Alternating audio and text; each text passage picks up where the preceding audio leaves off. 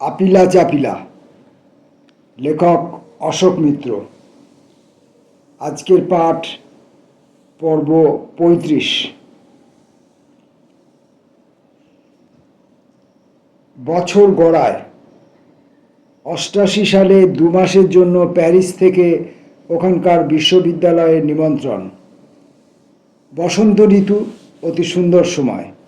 বিশেষ করে অ্যালিস আমাদের জন্য এমন এক পল্লীতে, এমন এক রাস্তায় একটি ফ্ল্যাটের ব্যবস্থা করে দিলেন, যা বিখ্যাত বেলজিয়ান লেখক জর্জ সিমেনোর গোচারণ ভূমি। ওর লেখা অনেক খুনের কাহিনী এই অঞ্চলে ঘটেছে, এমনকি ওর স্থিতধী পুলিশ গোয়েন্দা মেইগ্রে এবং ততোধিক স্থিতধী ঘরোয়াত্ম মোদির গৃহিণীরও বাসস্থান এই অঞ্চলে। আমার আনন্দ ধরে না। ওই ২ মাস বড় বড় রাস্তা, ছোট রাস্তা, অলিগলি ঘুরে বেরিয়েছি সিমেনর বিদেহী উপস্থিতির অন্বেষণে। বাঙালি মধ্যবিত্ত সমাজে এখন যা প্রচুর ঘটছে। আমার অনুজা মার্কিন বাসিনী, পক্ষকাল ক্যালিফোর্নিয়ায়, তাদের ওখানেও কাটাতে হলো। ফেরার পথে কয়েকদিনের জন্য ওয়াশিংটনে পুরনো বন্ধুদের আকর্ষণে। দিন ৫ বাদে নিউ ইয়র্ক থেকে রাতের বিমানে চড়ে ভোরবেলা ফ্রাঙ্কফুর্টে। পরিকল্পনা ছিল সেখান থেকে অন্য বিমান ধরে ভিয়েনা যাব। আমাদের কাছের মানুষ, অর্থনীতিবিদ অমিত ভাদুরীর স্ত্রী, ভারতীয় দূতাবাসে কর্মরতা মধু ভাল্লার সঙ্গে দিন কয়েক কাটাবো। ভিয়েনা যাওয়ার অন্য বড় কারণও ছিল। প্রায় ১ যুগ খুরশিদের সঙ্গে দেখা হয় না, কিংবা দেখা হলেও মাত্র ১ ঘন্টা ২ ঘন্টার জন্য, হয়তো নিউ ইয়র্কের বিমানবন্দরে অথবা লন্ডনের হোটেল ঘরে। ৭৮ সালে একটি বিদ্যাচর্চা বৈঠকে যোগ দিতে সে নতুন দিল্লি এসেছিল। দিল্লির বাইরে যাওয়ার অনুমতি পায়নি ভারত সরকারের কাছ থেকে। কলকাতা থেকে গিয়ে ওর সঙ্গে দেখা করতে এলাম। সাক্ষাৎ মাত্র ওর ঝরঝর কান্না।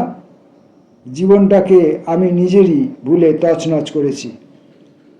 স্বামীর সঙ্গে মনের মিল হয়নি। ওর অধ্যাপিকা জীবন স্বামীর অপছন্দ। খুরশিদ ফরেন সার্ভিসে ঢুকলে অপছন্দের মাত্রা বৃদ্ধি। অতঃপর বিবাহ বিচ্ছেদ। ছেলেটি ভাগাভাগি করে বাবা মার সঙ্গে। খুরশিদ কখনো নিউ ইয়র্কে কনসাল জেনারেল, কখনো হল্যান্ডের রাষ্ট্রদূত, কখনো অন্যত্র। মাঝে মাঝে চিঠি পাই, কর্মক্ষেত্রে কৃতি হয়েছে, কিন্তু জীবনে শান্তি নেই। ইতিমধ্যে সে কঠিন পীড়ায়ও আক্রান্ত। চিকিৎসার সুবিধার্থে পাকিস্তান সরকার তাকে ভিয়েনায় রাষ্ট্রদূত করে পাঠিয়েছে।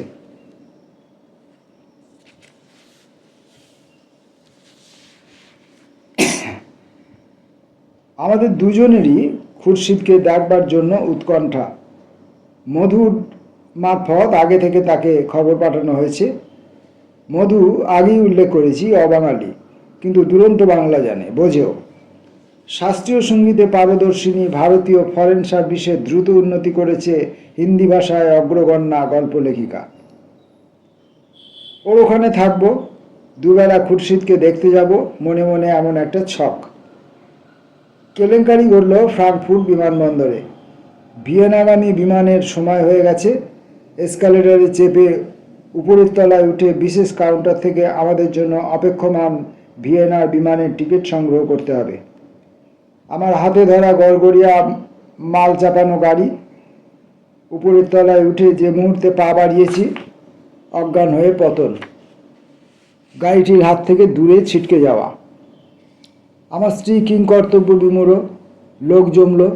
আমাকে বিমানবন্দরে প্রাথমিক চিকিৎসা কেন্দ্রে নিয়ে গিয়ে সুচ ফোরানো হলো। তারপর তড়িঘড়ি অ্যাম্বুলেন্স করে শহরের হাসপাতালে। জরুরি অস্ত্রোপচার। ৩ সপ্তাহ হাসপাতালে বিছানায় শুয়ে কাটানো। ভিয়েনা আর যাওয়া হলো না। খুরশিদকেও দেখাও হলো না। যেদিন কেলেঙ্কারিটি ঘটল, খবর পেয়ে মধু বিকালের বিমানে ফ্রাঙ্কফুর্ট চলে এসে সমস্ত ব্যবস্থার দায়িত্ব গ্রহণ করল। আমার স্ত্রী অকুলে কুল পেলেন।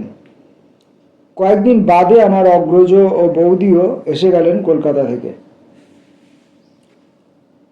প্রথম যৌবনে কার গদ্য কবিতায় যেন একটি অমর পংক্তি পড়েছিলাম, ভাল লাগে না, ভাল লাগে না, ভাল লাগে না। পংক্তিটির সারমর্ম বুঝতে পারলাম ওই 3 সপ্তাহ হাসপাতালে পড়ে থেকে। তবে যত্নার্থী সেবার তুলনা ছিল না। দেশ বিদেশ থেকে অনেক টেলিগ্রাম, টেলিফোন, চিঠি, প্রবাসী ভারতীয়দের পক্ষ থেকে সর্বদা খোঁজখবর নেওয়া। এক পুরনো বন্ধু ও সহকর্মী জেনেভায় মস্ত উঁচু পদে আসীন, দেশে ফিরে আরও সম্মানীয়তর পদে বৃত হয়েছিলেন খোদ কেন্দ্রীয় অর্থমন্ত্রী। তিনিও একদিন জেনেভা থেকে এসে দেখে গিয়েছিলেন, খোঁজ নিয়েছিলেন চিকিৎসার জন্য অর্থ সাহায্যের প্রয়োজন কিনা। পৃথিবীটা এরকমই, কাছের মানুষ দূরে চলে যায়, কখনো কখনো অবশ্য দূরের মানুষ কাছে আসে। তবে রোগশয্যায় শায়িত অবস্থাতেও একটি মজাদার ঘটনা। হাসপাতালের বিছানায় আমাকে অ্যালায়িত করা হয়েছে। নাড়ি স্পন্দন 25 থেকে শূন্যে নামছে, 0 থেকে 25-এ উঠছে। যখন শূন্যের দিকে অবতরণ করছে, একটি শান্ত, সমাহিত, পরম আরামদায়ক বেগনি রঙের বিভা যেন চেতনা জুড়ে নামছে। আমার সুখ ধরে না, তবে ক্ষণিক সুখ। নাড়ি স্পন্দন যেই 0 থেকে উপরের দিকে উঠতে শুরু করছে, শরীরময় অসহ্য যন্ত্রণার অনুভব। কষ্ট করে চোখ মেলে তাকিয়ে তার কারণ উপলব্ধি করার চেষ্টা করি। আমার শরীরের উপর ঝাঁপিয়ে 4-5 জন সেবিকা, চিকিৎসক, অ্যাবাকাস গোছের একটা জিনিস, তাতে সমান্তরাল কতিপয় সারণীতে ছোট ছোট রাবারের বল লাগানো, তা দিয়ে তারা আমার বুকের ওপর ধস্তাধস্তি ডলাইমালাই করছেন। যন্ত্রণা সেই কারণে। পাশাপাশি অন্য এক বিচিত্র দৃশ্য। হাসপাতালটি আদিতে কোনো ধর্মীয় প্রতিষ্ঠান দ্বারা শুরু করা হয়েছিল, পরে সরকারের স্বাস্থ্য দপ্তরে হস্তান্তরিত হয়। কিন্তু তখনও দইয়ার্কি সাদা পোশাকের নানরাও আছেন, নীল উর্দি পরা সেবক সেবিকারাও। আমার শিয়রের পাশে এক প্রৌঢ়া যাজিকা উপবিষ্টা, বাইবেল খুলে বসে কানের কাছে অবিশ্রান্ত বলে চলেছেন, তোমার শেষ ইচ্ছা উচ্চারণ করো, শেষ ইচ্ছা উচ্চারণ করো। ইহ ও পরলোকের এই যুদ্ধে আমি মধ্যবর্তী নিমিত্ত মাত্র। যাই হোক, সে যাত্রা টিকে গেলাম, কিন্তু বাইরের আকাশে তো ভয়ঙ্কর ঘনঘটা। ইউরোপ থাকতেই টের পাচ্ছিলাম পৃথিবী জুড়ে সাম্যবাদী আন্দোলন অভূতপূর্ব সংকটের মুখোমুখি। সোভিয়েত রাষ্ট্রে কয়েক বছর ধরে মিখাইল গর্বাচভ হাল ধরে আছেন। খোলা হাওয়া আভ্যন্তরীণ সংস্কারের প্রতিশ্রুতি জানিয়ে তার যাত্রা শুরু। প্রথম দিকে অনেকেরই ধোঁকা লাগছিল। বামপন্থীদের মধ্যেও একটা বড় অংশ ভেবে নিয়েছিল, ভালোই তো, কমিউনিস্ট চিন্তা ও প্রজ্ঞায় মার্কসই তো বলেছেন কালিক দান্দিকতার বিবর্তন অত্যাবশ্যক, সুতরাং গর্বাচভ যা করতে চাইছেন তা থেকে শুভরই সম্ভাবনা। অচিরে ভুল ভাঙল। প্যারিসে ফরাসি পার্টির অন্যতম সর্বোচ্চ নেতা, অর্থনৈতিক বিষয়ে দায়গ্রস্ত পলিট ব্যুরোর সদস্য কমরেড অ্যারজগের সঙ্গে একদিন অনেকক্ষণ আলাপ করেছিলাম। তার সাক্ষাৎ অনুযোগ, শ্রমজীবী মানুষের আন্তর্জাতিক সৌভাত্রের আদর্শ থেকে সোভিয়েত পার্টি ক্রমশ সরে যাচ্ছে। গর্বাচভের একমাত্র ধ্যান জ্ঞান নিরস্ত্রীকরণ, সেই সঙ্গে ধনতান্ত্রিক রাষ্ট্রগুলির সঙ্গে আপোষ করে চলা। পরিণামে ইউরোপে ও পৃথিবীর অন্য সমাজতান্ত্রিক আন্দোলনের কি হাল দাঁড়ায় তা নিয়ে তার কোনো মাথা ব্যথা নেই। সেরকম আশঙ্কাই অচিরে সত্য হলো। 2 বছরের মধ্যে স্বয়ং গর্বাচভ সোভিয়েত পার্টিকেই অবৈধ ঘোষণা করলেন। যে ব্যক্তিবর্গ চিন্তায় আচরণে কোনো দিনই কমিউনিস্ট ছিলেন না, অথচ পাকে চক্রে সোভিয়েত পার্টি দখল করে বসেছিলেন, এবার তারা সমূর্তি ধারণ করলেন। তাদের পেটোয়া মানুষজনই, রুমানিয়ার মতো 1-2টি ব্যতিক্রম বাদ দিলে, পূর্ব ইউরোপের অন্যত্র সমস্ত তথাকথিত জনগণতান্ত্রিক রাষ্ট্র ক্ষমতায় অধিষ্ঠিত। সোভিয়েত ব্যবস্থার পতন সঙ্গে সঙ্গে আশ্চর্য দ্রুততার সঙ্গে গোটা ইউরোপেও ধনতন্ত্রের ধ্বজা প্রায় অর্ধ শতাব্দী ব্যবধানে নতুন করে উঠল। কোথাও একটি কামান গর্জন করে উঠল না, বোমারু বিমান আকাশ ছেয়ে হাজির হলো না, সৈন্য সামন্ত নিয়ে মার্কিনদের সর্বাত্মক আক্রমণে অবতীর্ণ হওয়ার প্রয়োজন দেখা দিল না পর্যন্ত 70 বছর ধরে তিলে তিলে গড়ে ওঠা সমাজতান্ত্রিক কাঠামো নিজে থেকেই তাসের ঘরের মতো ভেঙে পড়ল। সাম্যবাদ বিরোধীরা বিজয় গর্বে স্ফীত হলেন, রঙ্গ করে পরস্পরকে ধাঁধা শুধলেন। ধনতন্ত্র থেকে ফের ধনতন্ত্রে পৌঁছতে খাসা 70 বছরের সমাজতান্ত্রিক শর্টকাট।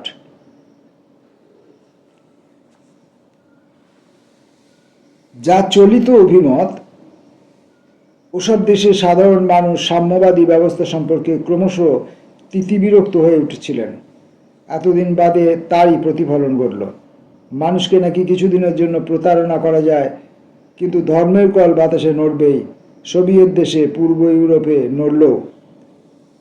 অন্য যে জোরালো মন্তব্য প্রচারের জায়গা জুড়ে রইল, সমাজতান্ত্রিক ব্যবস্থায় আর্থিক পরিকল্পনার কাঠামোতে প্রচুর গলদ, যার ফলে মানুষের চাওয়া পাওয়ার মধ্যে ব্যবধান একটু একটু করে দুস্তর হয়ে উঠেছিল। এই আর্থিক অব্যবস্থাও সমাজতন্ত্রের ঘোর সর্বনাশের জন্য দায়ী। ধনতন্ত্রের উল্লসিত প্রবক্তারা এমন ধারা বললেন, সুবিধাবাদী কেউ কেউ যারা একদা সাম্যবাদী শিবিরে ছিলেন, এখন যখন যেমন তখন তেমন দর্শন চিন্তায় ভেসে গিয়ে পুঁজিপতিদের সঙ্গে গলা মিলিয়েছেন, তাদেরও অনুরূপ অভিমত। সবিনয় বলি, তাদের যুক্তি তেমন তথ্য নির্ভর নয়। অর্থনীতিবিদরা পরিকল্পনার ছক কটেন, উৎপাদিতব্য পণ্যাদির অগ্রাধিকার স্থির করেন, কিন্তু করেন রাজনৈতিক নেতৃত্বের নির্দেশ মেনে। সেই নির্দেশ তারা অমান্য করতে পারেন না, কোনো দেশই পারে না। সোভিয়েত প্রতিম দেশে তো নয়। বিপ্লব পূর্ব পর্বে লেনিন যে গণতান্ত্রিক কেন্দ্রিকতা নীতি নির্ভর সংগঠন তৈরি করে গিয়েছিলেন, এক বিশেষ পর্যায়ে সোভিয়েত রাষ্ট্রে তা এলোমেলো হয়ে আসে। এই নীতির মূল ভিত্তি পার্টির অভ্যন্তরে তর্ক, আলোচনা, মীমাংসা প্রক্রিয়ায় উভয়মুখিতা। নিম্নতম স্তর থেকে ধাপে ধাপে মতামত, প্রস্তাব ইত্যাদি সংশোধিত ও পরিশোধিত হতে হতে সর্বোচ্চ স্তরে পৌঁছবে। সেখানে পুনর্বিবেচিত হয়ে ফের ধাপে ধাপে একেবারে সর্বনিম্ন স্তরে অবরোহণ। চিন্তাভাবনার এরকম ধোলাই বাছাই কয়েক দফা হওয়ার পর পার্টি পাকা সিদ্ধান্ত গ্রহণ করবে। সিদ্ধান্তে একবার গৃহীত হলে সর্বস্তরে তা মানতেই হবে। অথচ বিশেষ করে 60-এর দশকের শুরুতে এসে সোভিয়েত দেশে যে পরিস্থিতি দাঁড়ালো, নেতারা উপরে বসে সিদ্ধান্ত নেন এবং তা গোটা পার্টির উপর চাপিয়ে দেন। এই ব্যবস্থাকে আর যাই হোক গণতান্ত্রিক কেন্দ্রিকতা নীতির প্রতিফলন কিছুতেই বলা চলে না, বলতে হয় ওই নীতির বিকৃতি। পরিকল্পনাবিদদের তাই কিছু করার ছিল না। নেতৃত্বের মহলে যা সিদ্ধান্ত হয়েছে তাই সর্বস্তরে সবাইকে মেনে নেওয়া নিয়ম হয়ে দাঁড়ালো। সাধারণ মানুষ কি ইচ্ছা অনিচ্ছা ব্যক্ত করছেন, কি তাদের অভিযোগ, অভাব, আশা, আকাঙ্ক্ষা, তার খবর উপরের স্তরে পৌঁছত না। পার্টি নেতৃত্ব সর্বস্বতায় পর্যবসিত হলো। সব মিলিয়ে বলা চলে, সাম্যবাদী কাঠামোর ভনিতায় এমনকি প্রায় সামন্ততন্ত্রের প্রত্যাবর্তন। অবশ্য দেশে দেশে সমাজতন্ত্রের বিপর্যয়ের জন্য উপগ্রহবাহিত টেলিভিশনের মোহিনী মায়াও কম কৃতিত্ব দাবি করতে পারে না। সাম্যবাদী মানুষ তৈরি করার অঙ্গীকার সোভিয়েত রাষ্ট্র ও পূর্ব ইউরোপের অন্য দেশগুলিতে অসম্পূর্ণ থেকে গেছে। সুতরাং যা হওয়ার তাই হয়েছে। জড়োয়া গয়না গায়ে ভ্রান্তির গণিকা সহজেই জনগণকে রঙিন গলিতে টেনে নিয়ে যেতে পেরেছে।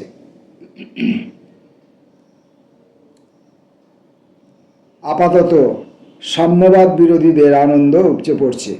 তারা ধরেই নিচ্ছেন, যেহেতু সোভিয়েত ব্যবস্থার পতন ঘটেছে, পূর্ব ইউরোপের বিভিন্ন রাষ্ট্র সমাজতান্ত্রিক শপথ ধুল্লবলুণ্ঠিত। এখন থেকে তাহলে খোদ মার্ক্সবাদী অচল। এই ধরনের আপাত জ্ঞানগর্ভ মন্তব্য ফের নিবেদন করি অধিকাংশেই যুক্তি নির্ভর। একটি বিশেষ প্রশাসনিক পরীক্ষা ব্যর্থ হওয়ার অর্থ এই নয় যে সেই পরীক্ষার আকর যে দর্শন চিন্তা থেকে উৎসারিত, তাও সমান মূল্যহীন। মার্ক্সবাদ একসঙ্গে ইতিহাস, দর্শন, সমাজবিজ্ঞান, অর্থশাস্ত্র, নৃতত্ত্ব প্রভৃতির সমাহার। যতদিন পৃথিবীতে শোষণ অব্যাহত থাকবে, শ্রেণী বিভাজন থাকবে, ততদিন ইতিহাসের জড়বাদী বিশ্লেষণ অপাঙ্ক্তেয় হবার নয়। মানতেই হয়, ভুবনজোড়া সাম্যবাদী আন্দোলন বিংশ শতকের শেষ পর্যায়ে মস্ত ঘা খেয়েছে। পরিণামে পূর্ব ইউরোপের জনসাধারণের যে ক্ষতি হয়েছে, তার সম পরিমাণ কিংবা তারও বেশি অনিষ্ট ঘটেছে পৃথিবীর অন্য সর্বত্র সাম্যবাদী আন্দোলনের। যে স্বপ্নকে 70-80 বছর আগে মাটির পৃথিবীতে নামিয়ে আনা সম্ভব হয়েছিল, তা ধূমকেতুর মতো মিলিয়ে গেল। একটি মহৎ প্রেরণার সাময়িক অপমৃত্যু ঘটল। অনেকের কাছেই অস্তিত্বের ধ্রুবতারা খসে পড়ল যেন। আমাদের দেশ থেকে বেশ কয়েক হাজার মাইল দূরের রাশিয়া, পূর্ব ইউরোপের অবস্থান, সেখানকার দুর্বিপাকের হ্যাপা ভারতবর্ষের বামপন্থীদেরও সামলাতে হচ্ছে। তাদের অনেকেরই প্রথিত বিশ্বাসের গোড়ায় যেন কুঠারাঘাত। এমন হওয়া উচিত ছিল না। আদর্শের প্রতি আস্থা চরম সংকটেও বিচলিত হতে না দেওয়াই তো সাম্যবাদীদের অঙ্গীকার হওয়া উচিত। অথচ বিভ্রান্তির শিকার হয়েছেন অনেকে। বিশেষ করে খুব খারাপ লেগেছিল যখন দেখলাম জার্মানি থেকে একদল ঘোর প্রতিক্রিয়াশীল সাংসদ কলকাতায় বেড়াতে এসে খোদ ব্রাহ্মণ মন্ত্রীদের বের্লিন দেওয়ালের গুঁড়ো গুঁড়ো হয়ে যাওয়া টুকরো উপহার দিয়ে গিয়েছিলেন। মন্ত্রীরা তা কিংকর্তব্য বিমূঢ় নিঃশব্দে গ্রহণ করলেন। বাইরে ডামাডোল, বামপন্থী মহলে আদর্শ ঘটিত সংকট। দেশে ফিরে টের পেলাম তাও ছাপিয়ে সমসাময়িক আভ্যন্তরীণ নানা ঘটনাবলী। কিছু কিছু কানাঘুষো অনেক দিন থেকেই শোনা যাচ্ছিল। কেন্দ্রীয় সরকারে দুর্নীতি পরিব্যাপ্ততর। হঠাৎ বিশ্বনাথ প্রতাপ সিংহের মন্ত্রিসভা থেকে পদত্যাগে উত্তেজনার পর্দা চলল। বকস কেলেঙ্কারি নিয়ে দেশ জুড়ে আন্দোলন। রাজীব গান্ধীর দ্রুত জনপ্রিয়তা হারানো। রাষ্ট্রপতি জয়েল সিংয়ের সঙ্গে তার মনোমালিন্যের অনেক গল্প বাজারে চালু। বেপরোয়া গতিতে মূল্যমান বৃদ্ধি, প্রধানমন্ত্রী ও তার বড়লোক সমাচ্ছন্ন মন্ত্রিসভার উৎসাহে ঢালাও শৌখিন জিনিসপত্র আমদানির প্রকোপে বিদেশি মুদ্রার ভাণ্ডার দ্রুত হ্রাসপ্রাপ্ত। 89 সালের লোকসভা নির্বাচনে রাজীব গান্ধী ও কংগ্রেস দলের পরাজয়, বিশ্বনাথ প্রতাপ সিংহের নায়কত্বে জনতা দলের নতুন সরকার। বিশ্বনাথ প্রতাপ নিপাট ভালো মানুষ। জনতা দলের বিদঘুটে অন্তর্কলহ সামলানোর সাধ্য তার ছিল না। অন্তত 5-6 জন খলনায়ক লোভাতুর দৃষ্টি নিয়ে প্রধানমন্ত্রীর আসনের দিকে প্রথম থেকেই তাকিয়ে। ঘোষিত নীতি প্রয়োগের ক্ষেত্রে মন্ত্রিসভার কেমন যেন নড়বড়ে আচরণ। নতুন অর্থমন্ত্রী মধু দণ্ডবতে চমৎকার মানুষ, কিন্তু নিজের মন্ত্রক চালাতে গিয়ে অথই জলে। ধরিবাজ মার্কিন ভক্ত আমলারা তাকে সমানে লেজে খেলিয়ে গেলেন। বাইরে থেকে বামপন্থীরা যতই সমর্থন দিন না কেন, যা টুকরো টুকরো হয়ে যাওয়ার তা টুকরো টুকরো হবেই। জনতা মন্ত্রিসভার এই স্বল্পায়ু মরশুমের একটি কৌতুক উদ্রেককারী গল্প, যা জ্যোতিবাবুর মুখ থেকেই শুনেছিলাম। কংগ্রেস বসংবদ রাজ্যপালদের পরিবর্তে বিভিন্ন রাজ্যে বন্ধুভাবাপন্ন ব্যক্তিদের বসাতে হবে, কেন্দ্রীয় সরকারের এমন ইচ্ছা। বিশ্বনাথ প্রতাপ সিংহ নাকি জ্যোতিবাবুকে জিজ্ঞাসা করেছিলেন, অশোক মিত্রকে রাজ্যপাল নিয়োগ করলে কেমন হয়? লোমহর্ষ প্রস্তাব। যে রাজ্যপাল পদ বিলোপের জন্য চেঁচিয়ে পাড়া মাত করছি, তাতে আসন গ্রহণ করার আহ্বান। জ্যোতিবাবু অবশ্য অতি চমৎকার উত্তর দিয়েছিলেন বিশ্বনাথ প্রতাপকে, অশোক মিত্রকে আপনি কতটা চেনেন যে ওকে রাজ্যপাল করতে চান? অতিথি অভ্যাগতরা দেখা করতে এলে এক পেয়ালা চা খাওয়ার আগেই উনি তাদের তাড়িয়ে দেবেন। গল্পটি বাড়ির ভদ্রমহিলাকে বলায় তার তেমন পছন্দ হলো না। আমি অবশ্যই পর্যাপ্ত রকম অভদ্র, কিন্তু চা না খাইয়ে তাড়িয়ে দেওয়ার মতো অভদ্র নাকি নয়। মন্ডল কমিশনের প্রতিবেদন পেশ। জাতপাত নিয়ে ঘনায়মান বিসংবাদ। ভারতীয় জনতা দলের সমর্থন তুলে নেওয়া। বিশ্বনাথ প্রতাপ সিংহের পদত্যাগ। 11 বছর আগে সংগঠিত চরণ সিংহের নাটকের পুনরাভিনয়। কুশীলব শুধু আলাদা। একদা মস্ত তরুণ তুর্কি চন্দ্রশেখর 15-20 জন লোকসভা সদস্য বগলদাবা করে রাজীব গান্ধীর সমর্থনে নতুন মন্ত্রিসভা গঠন করলেন। রাজীব জননীর হাতে তিনি কত হেনস্থা হয়েছিলেন তা বেমালুম ভুলে গিয়ে।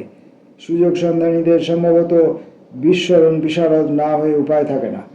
কংগ্রেসের সমর্থনে মাস 3-4 চন্দ্রশেখর গদি জাঁকিয়ে রইলেন। অতঃপর 79 সালের কাহিনীর পুনরাবৃত্তি। কংগ্রেস দল হাস্যকর ওজোর দেখিয়ে চন্দ্রশেখর মন্ত্রিসভার প্রতি সমর্থন প্রত্যাহার করে নিল। ফের লোকসভা নির্বাচন। জ্যোতিবাবু স্থির করলেন একই সঙ্গে পশ্চিমবাংলার বিধানসভা নির্বাচনও সেরে ফেলবেন। যদিও আরও কয়েক মাস মেয়াদ শেষ হবার বাকি, বিধানসভা ও রাজ্য মন্ত্রিসভা উভয়েরই, তা হোক অর্থব্যয় ও কায়িক পরিশ্রম দুই খানিকটা বাঁচবে। আমি ঘোর সংকটের সম্মুখীন। পার্টি নেতৃত্ব থেকে বলা হলো, যদি বিধানসভা নির্বাচনে ফের দাঁড়াতে সম্মত হই, তাদের অনেক সমস্যার নিরসন হয়। আমার জন্য তারা একটা আসন নাকি স্থির করে রেখেছেন। সবিনয়ে অসম্মতি জানালাম। মন্ত্রিসভায় গেলে হয়তো আমাকে আবার অর্থ দপ্তরের দায়িত্ব নিতে বলা হবে। পরিষ্কার জানালাম, যিনি সেই মুহূর্তে দায়িত্বে আছেন তিনি বরবাদ হবেন, আর আমি তার জায়গায় মন্ত্রী হব, তা আমার ব্যাকরণে একেবারেই গ্রাহ্য নয়। পার্টির সমস্যা আমি হৃদয়ঙ্গম করতে পারছি, তা সত্ত্বেও বুঝতে পারছিলাম দলের নেতৃত্ব একটু দুঃখিত হলেন। কারো কারো মন্তব্যে ঈষৎ অভিমানের আবেশও। মাথায় হঠাৎ বুদ্ধি খেলে গেল। তাদের বললাম, আপনাদের তো চৌরঙ্গী কেন্দ্রে সিদ্ধার্থ রায়ের বিরুদ্ধে একজনকে বলির পাঠা হিসেবে দাঁড় করাতে হবে। আমি সেই বলির পাঠা হতে সানন্দে রাজি। নেতৃবৃন্দ একটু ভেবাচাকা খেয়ে গেলেন। আমি ঠাট্টা করছি কিনা গুরুত্বের সঙ্গে এই প্রস্তাবটি উত্থাপন করছি বুঝতে তাদের সামান্য সময় লাগলো। তবে 2-1 দিনের মধ্যেই তারা নিঃসংশয় হলেন, খুশি হলেন সেই সঙ্গে। বিশেষ করে জ্যোতিবাবুর মহা উৎসাহ। বরাবরই কম কথার মানুষ, আমাকে একান্ত শুধু বললেন, ওয়ান্ডারফুল। উনি খুব সম্ভব বিশ্বাসও করেছিলেন সিদ্ধার্থ রায়কে হারিয়ে দিতে পারব। 2 পর্বে অনুষ্ঠিত হলো 91 সালে সেই নির্বাচন। কারণ দেখানো হলো প্রশাসনিক জনবল তথা পুলিশ বাহিনীর অভাব। 2 পর্বের মধ্যবর্তী সময়ে রাজীব গান্ধী তার মায়ের মতোই নৃশংসভাবে নিহত হলেন তামিলনাড়ুতে নির্বাচন প্রচারে গিয়ে। নির্বাচনের সার্বিক ফলাফলে সেই হত্যার প্রতিফলন। প্রথম কিস্তি নির্বাচনে কংগ্রেস দলের ফল গোটা দেশে যথেষ্টই খারাপ, কিন্তু দ্বিতীয় দফায় সেই পরিমাণ ভালো।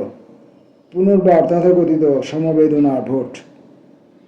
যদিও লোকসভায় ঠিক সংখ্যাধিক্য নেই কংগ্রেস, তাহলেও সর্ববৃহৎ দল। দলনেতা নরসিংহ রাও প্রধানমন্ত্রী হিসাবে শপথ গ্রহণ করলেন। পশ্চিমবাংলায় বামফ্রন্ট হেসে খেলে জিতল। তবে সিদ্ধার্থ রায়ের কাছে আমি সম্যকরূপে পর্যুদস্ত। কলকাতা শহর জুড়েই বামফ্রন্টের ফল খুব খারাপ। এই পরাজয়ের হেতু পরে বিশ্লেষণ করে দেখেছি। আমার প্রাথমিক হিসেব ছিল, যেহেতু আগের বছর কলকাতা পুরসভা নির্বাচনে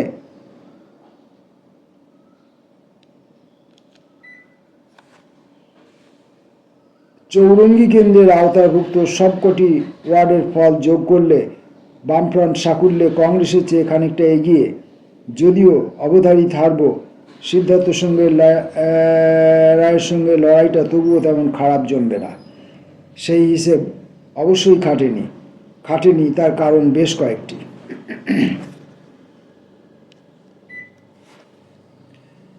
সবচেয়ে আগে যে কথা বলা প্রয়োজন, দলের যুব সংগঠনের এক উঠতি নেতা কর্তৃক 90 সালের আগস্ট মাসে পোটোপাড়ার মহিলাটিকে প্রহার কর্মের বহুব্যাপী বিরূপ প্রতিক্রিয়া আমরা পুরোপুরি ভুলেই ছিলাম। অন্তর্বর্তী সময়ে অন্য কোনো ভোট হয়নি, তাই ওই কুৎসিত ঘটনায় কলকাতার, বিশেষ করে দক্ষিণ কলকাতার জনসাধারণের পার্টির উপর কতটা বিরক্ত তা অনুমান করার কোনো সুযোগ পূর্বে ঘটেনি। অবশ্য পুরো ঘটনাটি এখন সাজানো সন্দেহ হয়। অপরাধী সেই যুব কর্মীটিকে দল থেকে তৎক্ষণাৎ তাড়িয়ে দেওয়া হয়। কিছুদিন বাদে সেও তার সাঙ্গপাঙ্গরা উক্ত মহিলার বিশ্বস্ততম অনুচর রূপে নিজেদের জাহির করতে শুরু করে। আরও ধোঁকা লেগেছিল বিশ্রী ব্যাপারটি ঘটবার মুহূর্তে কী করে এক নামজাদা দৈনিক পত্রিকার চিত্রগ্রাহক অকুস্থলে উপস্থিত ছিলেন এবং ঝটপট অগুন্তি ছবি তুলে নিয়ে পরের দিন কাগজে ছাপিয়ে 6 লাখ করে দিতে পেরেছিলেন, তা নিয়েও। কিন্তু তাতে কি, যা ঘটল তা তো কতগুলি জিনিসের চোখে আঙুল দিয়ে দেখিয়ে দিল। পার্টির কোনো কোনো স্তরে কদর্যতা প্রবেশ করেছে, ঝাঁকে ঝাঁকে সমাজ বিরোধীও। কিছু কিছু সংবাদপত্রে যে বঙ্কিম কটাক্ষ হচ্ছিল, পূর্ববর্তী বছরে পুরসভা নির্বাচনে বামফ্রন্টের জয় বহুলাংশে পেশিবল নির্ভর, তাও অত্যন্ত আংশিক সত্য না মেনে উপায় রইল না। 91 সালের নির্বাচনে দক্ষিণ কলকাতার মানুষ রাগ পুষেছিলেন, ঝেঁটিয়ে বামফ্রন্টের বিরুদ্ধে ভোট দিলেন। আমরা যে যেখানে যত প্রার্থী ছিলাম সবাই হারলাম, জনগণ পার্টিকে শিক্ষা দিল। নির্বাচন দ্বন্দ্বে আমার একটি বিশেষ অসুবিধার কথা কিন্তু উল্লেখ করতে হয়। সিদ্ধার্থ রায় সদ্য পাঞ্জাবের রাজ্যপাল পদ ছেড়ে এসেছেন। তাকে পরিবৃত করে জেড পর্যায়ের দেহরক্ষী বাহিনী, লাল আলো জ্বলা ভেঁপুর শীতকালে আকাশ বিদীর্ণ করা গাড়ির পরে গাড়ির শোভাযাত্রা। অন্যদিকে আমি গোবেচারা, ধুতি পাঞ্জাবি পরিহিত, চটিতে পা ঢুকানো এলেবেলে ব্যক্তি। যে রোম্যান্টিক ধারণা ঈষৎ মনে পোষাচ্ছিল 70 থেকে 77 সালের মধ্যবর্তী সময়ের অকথ্য অত্যাচারের স্মৃতিতে দহিত হয়ে মধ্যবিত্ত সম্প্রদায় গোটা ভবানীপুরে সিদ্ধার্থ রায়ের বিরুদ্ধে ভোটের বাক্সে এককাট্টা হয়ে প্রতিবাদ জানাবেন, তাও আদৌ যথার্থ ছিল না। অতীত দিনের স্মৃতি কেউ ভোলে না, কেউ ভোলে। এই সান্ত্বনা বাক্য ভুলে যাওয়া ভালো, প্রায় সবাই ভুলে যায় কয়েক বছরের মধ্যেই।